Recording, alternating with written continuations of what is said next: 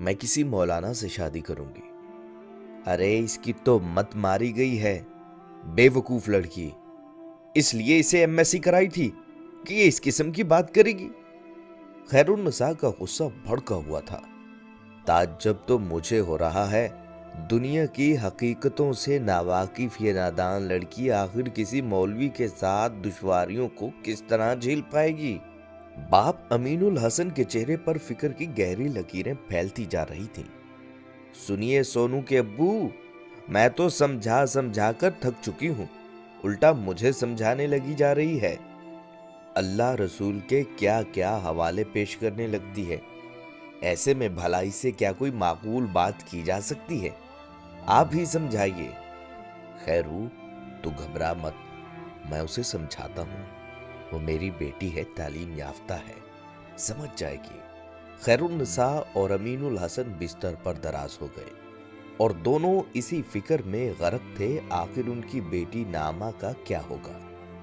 رشتہ انجینئر لڑکے کا آیا تھا، وہ خلیج میں کسی بین الاقوامی کمپنی میں ملازمت کرتا تھا، اس کے پاس فیملی ویزا تھا، تنخواہ بھی بہت اچھی تھی اور معروف خاندان سے تعلق رکھتا تھا۔ ایک فرد کو رشتہ پسند تھا۔ امین الحسن تو اس رشتے سے زیادہ ہی خوش تھے۔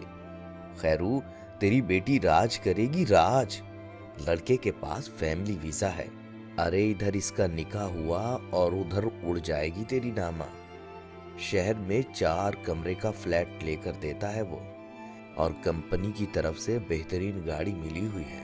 اس کے نیچے کتنے 100 ملازم کام کرتے ہیں۔ خوش قسمت ہے تیری ناموں، دیکھ ماشاءاللہ کیا رشتہ آیا ہے۔ تصویر دیکھی ہے تو نے لڑکی کی؟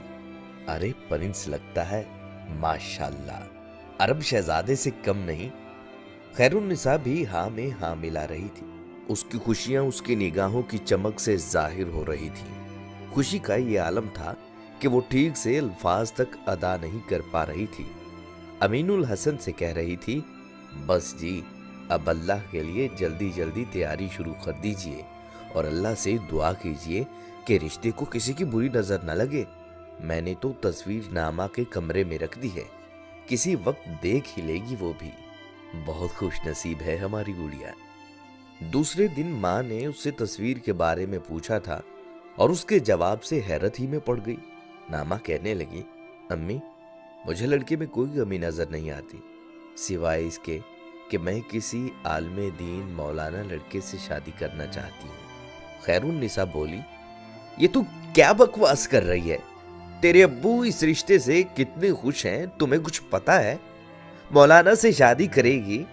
ارے بے وقوف لڑکی، پہلے تو یہ جاننا چاہیے تھا کہ یہ لڑکا کیا کرتا ہے۔ انجینئر ہے، انجینئر، خلیج میں نوکری کرتا ہے، مہینے کا لاکھوں کماتا ہے، کتنے 100 ملازمین اس کے انڈر کام کرتے ہیں، فیملی ویزا ہے اس کے پاس، 4 کمرے کا فلیٹ لے کر رہتا ہے، بہترین گاڑی ہے۔ نامہ کہنے لگی، امی یہ سب ٹھیک ہے، لیکن اس کے چہرے سے دینداری تو نہیں جھلک رہی، مجھے دیندار لڑکا چاہیے۔ تیرا دماغ کھسک گیا ہے، یہ کیا دینداری کی رٹ لگا رکھی ہے؟ اس کو چھوڑ کے تو 4-5 ہزار والے کسی مولوی سے بننا چاہتی ہے؟ کیا کرے گا کوئی مولوی تیرے لیے؟ پاگل کہیں کی، کسی نے تمہیں الٹا سیدھا سمجھا دیا ہے۔ نامہ کہنے لگی، امی کسی نے کچھ نہیں سمجھایا، میں کسی مولانا سے اس لیے شادی کرنا چاہتی ہوں کہ وہ اپنا حق بھی جانتا ہے اور بیوی کا، وہ حقوق مانگتا ہے تو حقوق ادا کرتا ہے، وہ امانت دار ہوتا ہے، وہ بد نظر نہیں ہوتا، وہ محبت صرف مجھ سے کرے گا، اور روزی تو بہرحال لکھی ہوئی ہے، وہ تو جتنی ملنی ہوگی مل کر رہے گی۔ خیرالنساء کہتی ہے، تیرے باپ کو کتنا صدمہ ہوگا جب وہ یہ سب سنے گے، کیسا اچھا بھلا رشتہ آیا تھا۔ ارے ایسے رشتے اب کہاں ملتے ہیں بے وقوف لڑکی کہیں کی۔ امی یہ اچھا رشتہ کتنے پیسوں میں طے ہوگا؟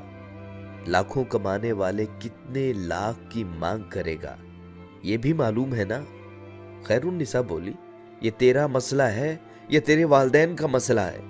شادی میں تو آج کے زمانے میں پیسے خرچ ہوتے ہی ہیں، اس میں ایسی کون سی نئی بات ہے؟ तू ज्यादा तावीले मत बगार, समझी? अम्मी, आज के जमाने में भी अच्छे मौलाना बगैर कुछ लिए शादी करते हैं। सुन्नत के मुताबिक शादी होती है। मेरे लिए आप लोग कोई मौलाना लड़का तलाश कीजिए। सोचिए ना, ये दुनिया कितने दिनों की है। आज न कल सबको मर जाना है। मैं किसी खुदा तर्स इंसान के साथ जीना चाहती हूँ ताकि मेरी आखिरत तबाह ना हो, जो हमेशा की जिंदगी है। अमीनुल हसन ने सुबह नाश्ते के बाद जब नामा को आवाज दी तो नामा ने पहले ही अपना जहन बना लिया कि उसे किस तरह बाप को कायल करना है।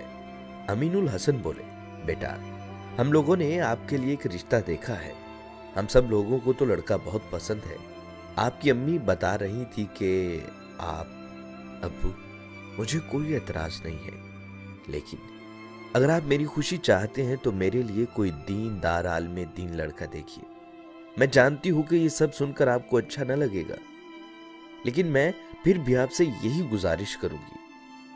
लेकिन बेटा, मौलवी लोगों में भी तो बुरे लोग होते हैं। अगर कोई नाहिजार मौलवी मिल गया तो ना दुनिया मिली ना आखिरत, खसारा ही खसारा। हम आपका बुरा तो नहीं चाह सकते ना बेटा। आप सही कह रहे हैं अब्बू, लेकिन हर जगह शरह देखी जाती है। हो सकता है कुछ मौलवी बुरे हों, लेकिन ज्यादातर तो अच्छे होते हैं ना। और फिर क्या जरूरी है कि मेरी किस्मत में कोई बुरा ही हो? आप अल्लाह पर भरोसा तो कीजिए। मेरी दुनिया बनाने के चक्कर में मेरी आखिरत तो किसी बेदीन के हवाले मत कीजिए। अमीनुल हसन लाजवाब हो गए। उन्हें अपनी बेटी की बात में जान नजर आ रही थी। वो कोई कमसिन और गंवार लड़की भी नहीं थे। आला तालीम से बहरावर थी। 23 साल की उम्र को पहुंच चुकी थी और अपनी पसंद और नापसंद का इजहार कर सकती थी। लेकिन उन्हें समाज और खानदान के लोगों का ताना सता रहा था। वो जानते थे कि लोग मजाक उड़ाएंगे, बातें बनाएंगे और उन्हें सबकी बातें सुननी पड़ेंगी। खैरुन्निसा को उन्होंने अब खुद ही कायल करना शुरू कर दिया और इस तलाश और जुस्तजू में लग गए कि कोई अच्छा आलम मिले तो अपनी बेटी की शादी कर दें।